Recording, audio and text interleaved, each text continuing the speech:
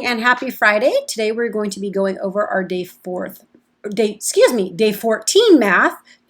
Looks like we have a math task, a little bit of review, and then we're going to end with some fluency. So today should go pretty fast.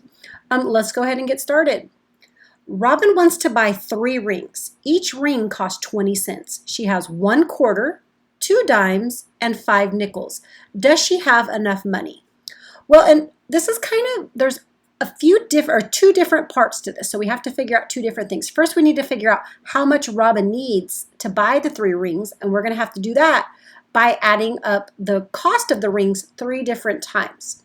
And then we need to figure out how much money. It didn't give us the value or how much money Robin had. It gave us the number of coins she has. So we need to add those up to determine if Robin does have enough to buy the 3 rings she wants. So let's go ahead and get started. As you can see, I took our 3 20s and I lined them up based on the place value. This is the ones column. This is the tens column. And I know we, before we went on distance learning break, we had some review where we were doing addition with 3 numbers. So it's basically the same as 2 digits. We're just adding that extra digit in there. So we're going to add up the ones column. 0 plus 0 is 0, and then plus another 0 is 0. So that one was pretty simple. And now we're going to move over to the tens column where we have 2 plus 2. We know 2 plus 2 is 4. If we have 4 and we add another 2, that is 6. So 20 plus 20 plus 20 is 60 cents. So we know Robin needs 60 cents to buy the 3 rings. So now let's count the coins she has to see if she has enough to buy them. So we know a quarter is worth 25 cents. And now we're going to count by tens because she has a dime. So 25 and 10 more is 35 cents. We have another dime. So that is going to be 45 cents. We have a nickel. So now we're going to be increasing them by 5 cents. So 45 and 5 more is 50 cents. And then we have another nickel. So 50 and 5 more is 55. We have another nickel, 55, and 5 more is 60. And another nickel, 60, and 5 more is 65. And then finally, our last coin is another nickel, so we are going to increase that by 5, and 65 and 5 more is 70. So Robin has 70 cents. Because 70 cents is more than 60, we know that Robin does have enough to buy her bracelets. Okay, and now we're going to move on to some review. We need to circle the coins you need to buy the object. So let's go ahead and start with number 1. It looks like we have a can of carrots, and that is 50 cents. The options are all quarters, and we need to circle how many quarters we need to buy the can of carrots. So remember, a quarter is worth 25 cents, and if we increase that twice, 25.50, we know that we need 2 quarters to buy that can of carrots. So just circle the 2 quarters. And then we have number 2 is a baseball, which we need 75 cents. And again, all of the options that they gave us are quarters. Quarters are worth 25 cents. So if we count the quarters with the value until we get to 75, we will know how many we need to purchase the baseball. So we have 25, and 2 quarters would be 50 cents, and 3 quarters would be 75 cents. So we know we need to circle 3 of those quarters. Just like that. And finally, that one.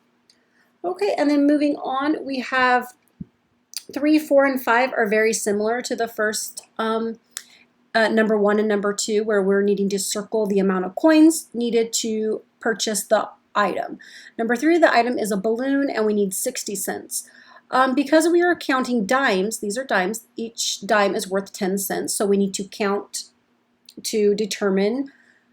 by tens until we get to 60 to determine how many we need. So let's say 10, 20, 30, 40, 50, 60. We need 6 dimes. So what we're going to do is we are going to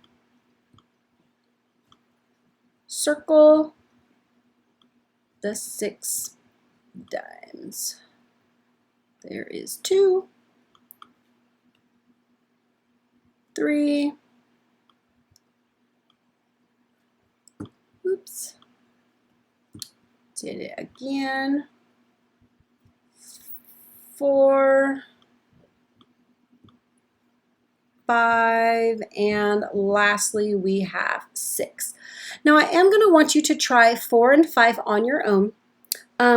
Number 4 is all nickels, and those each have a value of 5. So you're going to count by 5s until you get to 35, circling all of the nickels you counted. And then number 5, it looks like we have a pencil, and that is worth 4 cents. And the options we are given are pennies. So you're going to count by 1 until you get to 4. You're going to stop and then circle those coins. If you have any questions on those, do not hesitate to reach out to me on class tag or ask your question in the comment section below, and I will get back to you. The last thing we have here is some math fluency, and as you can see, our equation is going to consist of 3 numbers today. We're going to show this in multiple ways.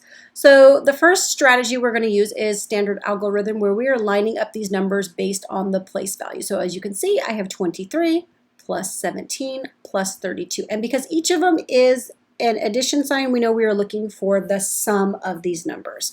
So let's go ahead and get started by adding these up. Only focusing on the ones column, we have 3 plus 7. 3 plus 7 is 10. And we're going to take that 10 and we are going to add 2, and that is 12. So 2 goes down here, and then we need to regroup. So that 1 is going to carry over into the tens column. Now we're going to add up these 4 numbers. 1 plus 2 is 3.